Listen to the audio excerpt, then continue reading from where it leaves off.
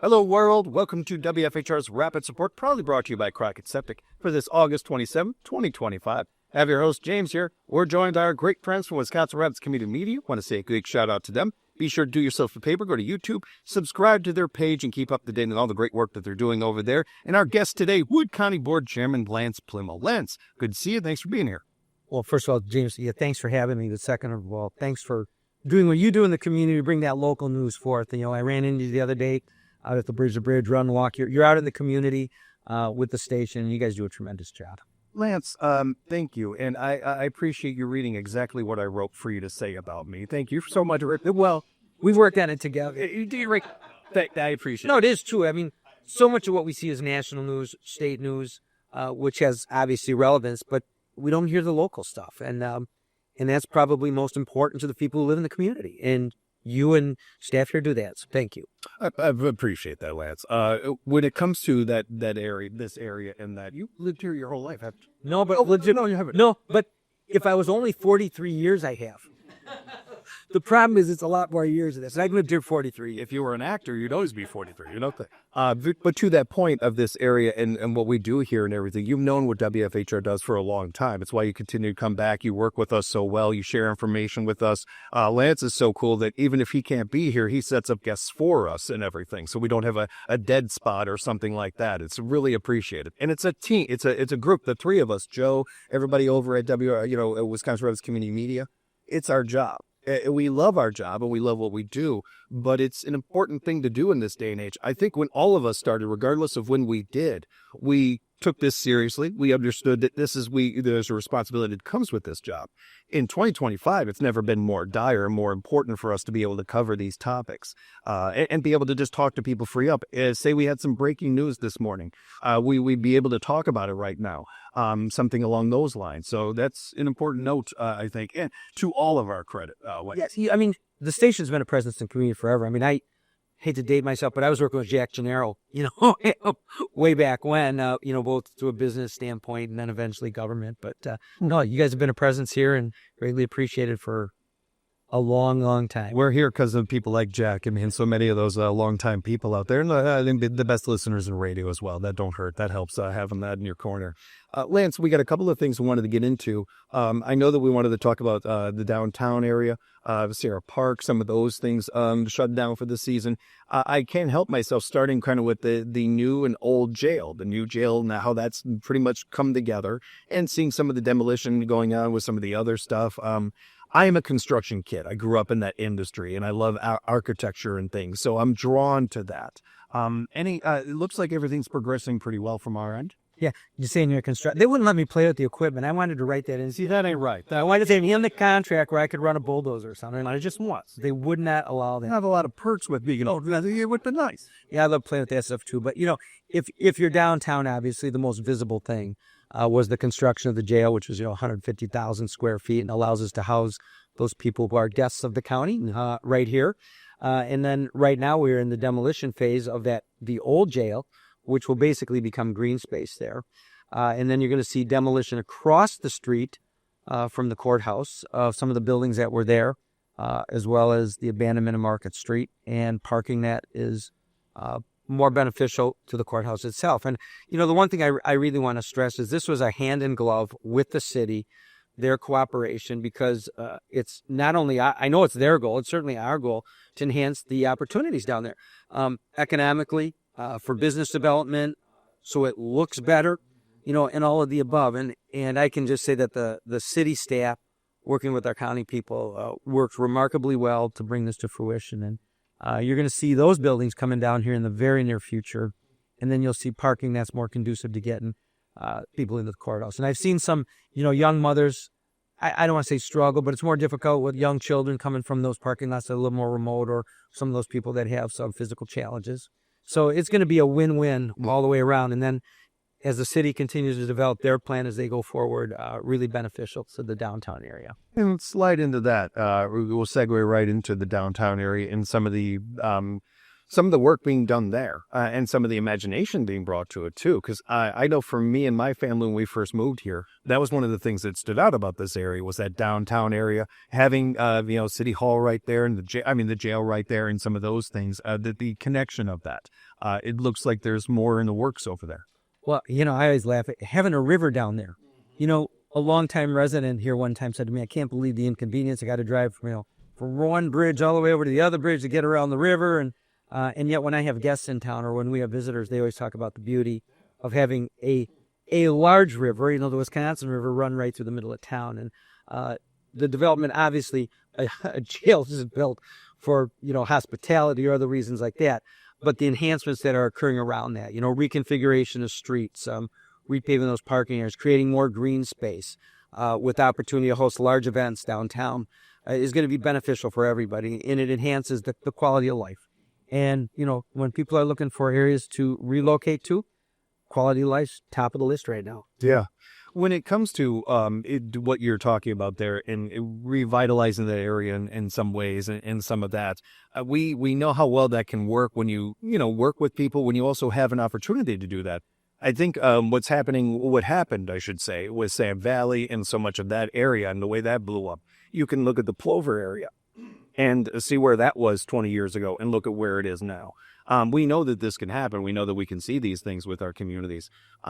It's also very interesting to me, too, because I don't look at our community as a desperate community. I don't look at our community, and specifically talking about Wisconsin Rapids, as an area that is in dire need of this, or, we're going to have to put a, for sale sign on the welcome to Wisconsin Rapids or something like that. Like, we're not in that position, but that's all the more reason of, you want to stay there. You want to do better. So we're seeing a lot of the imagination again and some of the ideas going into the downtown area along with other areas. Yeah, planning's so important, but really interesting. About a week ago, we had a bond rating call with Moody's. And those are always anxiety-filled events. But one of the things that they touched on is that we have a very stable community. In that being, somewhat exempt from some of the natural disasters. Obviously, we have the occasional bad storm. You could have a tornado, but, no earthquakes, no hurricanes. Yeah. None of those. Generally not a major flooding event, although the river can go up a little bit. So they considered a very stable community, despite the downsizing of the paper industry. They said you've diversified and you've come through this, and it looks really great. The other part of that is planning, and oftentimes government entities get criticized for doing planning. They go, you spend X number of dollars on a plan, but you have to have a plan before you can do anything. Yeah.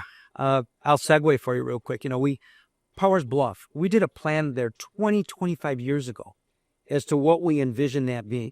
And then eventually through, different funding mechanisms, some of that grant money, others that came about through ARPA and some of those, we're doing a multi-million-dollar expansion up there that's going to really benefit that area. If we wouldn't have had the plan, we couldn't have done that. The city with their downtown plan and the vision and some of the, the renderings and the drawings you see of what it could be, spectacular opportunities. So the planning part's just as important as that doing it part. Well, and when you're in while there are major cities that are trying to bring in an Amazon or some of these kind of things, when you're a more rural community, you have to work with around, other things. I think that you see a lot of little things going on here and there and stuff. We've talked about the lights on the bridge and some other things that are also, maybe they aren't money makers per se, but they are eye catchers. They are things that make people want to come to your area. We've talked a lot about being dog friendly and how important that is in today's. If you want your community to grow, the stats speak for themselves. You got to be a little dog friendly. So we got a dog park. We get, we get doing these things that you see in our community being done. Maybe you're not seeing some gigantic, Nike ain't coming here to build a facility or something, but we are doing a lot of these other things that are adding up. Yeah, that enhance quality of life. And, I was one of those people you mentioned earlier, have I lived here my whole life? And the answer is no. I grew up in the Chicago area and not right downtown, but I was one of those people who, the quicker I could get out of those larger areas, the traffic, the congestion, somewhat public safety and some of those other issues that occur, the better. And there are people that seek communities of this size. And, through some of the build out and the capabilities that we have, with the systems that have been built in here. I mean, we have some, up and download speeds in internet that rival some of the biggest cities in the country. It allows for remote work. And there are many people would much prefer to live in a community where you know your neighbor, you feel safe going downtown. So it's choices. I would say, 10 million people in New York can't all be wrong. I mean, some of them must like living there. I like to visit, but I'm not staying. And I'm sure there's a lot of people with that attitude. I think it's going to be interesting, not just current right now, but in the next couple of years, next 5 years, and that seeing how these things develop in town here, and not even just us, but in other areas. Rome has been blowing up. There's other areas around us too that are doing well and thriving. A rising tide raises all boats. And we're community. Right. We talk about Wisconsin Rapids or Grand Rapids or the town of Rome, it's all part of a community, and each one of those enhances the other. And frankly, people typically don't believe this, but if they're successful in Milwaukee, we're more successful here because, like you said, the rising tide raises all. It's the way it works. If you mention our old stomping grounds, I'll say in Chicago and everything, but I've heard this my whole life about how one end of the state needs the other. The Southern Illinois, Northern Illinois, completely different, but they need each other. One doesn't make it without the other. Where we see a lot of that on a local level here with some of those things. And again, looking forward to seeing how that develops. Speaking with Wood County Board Chairman Lance Pliml right now. And Lance, Sierra Park, as we're getting ready towards the end of summer here, things wrapping up over there. Things are starting to wind down. That was a really good acquisition for the county last year. They came to us and said, we have the consolidated employees recreation area, Sierra Park, that no longer really can be handled because there are no employees there. It was funded through that. Would the county be interested in running this, because, we serve the public? And it was a great opportunity. We jumped at that opportunity. We have roughly, I want to say 60, might be 65 campsites out there. We've been at about 50% capacity most of the time, but it's growing every week as people realize that it's there, it's been improved. There's plans to continue that improvement, to enhance that. At some point, you'll probably see more boat docks, better facilities in that respect, because although we do have Southwood County Park at Lake Wazeecha, and there are some water features at Dexter, with the lake, but I mean, to have a really large body of water that you can really boat on, this is an outstanding opportunity.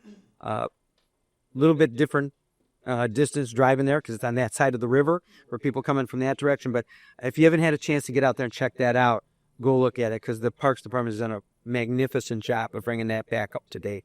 Kind of answered my follow-up. I appreciate that when you do that. You're good at it. But I'm curious, it's hard to ask a question like this with not even a year into an investment or anything, but it does seem like it's been a very strong investment. It has, and we really didn't have the go-ahead to do anything there. Really, I'll get my dates. It was probably like April, and we were looking to get this operational by Memorial Day. Yeah. And we did that. I mean, it was really done quickly. It was done well. But we did not get to all the projects we wanted to get to yet. And those continue. They'll continue throughout the winter. And I think you'll see additional improvements, enhancements as we move forward that way. So like all of our other parks, you can book campsites online, go to the Wood County Parks website, and that's how you do it. Yeah, get on over there and start booking those camping sites. I get told by my listeners all the time, you didn't remind me about camping and stuff. Right now. They go quick on some of those, more popular weekends, holiday weekends for sure. And, the interesting part is the mix in our parks it's close to 50-50 from kind of local and then out of the area campers. A number of them are Wood County, Portage of the area, and then a number of them trail in from a long ways away. Lance, know that you've got a number of meetings coming up, or I shouldn't say you, but the county does. Just look at the website, woodcountywi.gov, taking a look. We've got the Central Wisconsin Library System Board of Trustees is meeting tomorrow. Marshfield Fairgrounds Commission, Health and Human Services Commissions, that's just tomorrow. There are plenty of other ones coming up. Anything that we want to note to the audience that, hey, you might want to take an interest in this. And certainly that applies to everything that you guys do over there. And again, going back to where I started, go to Wisconsin Rapids Community Media. We'll go ahead and check out those videos. You can keep up to date on all the things going on in our community.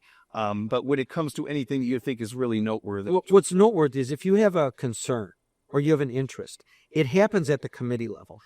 People often say when you get to the county board level, most of those votes are 18-1, 19-0.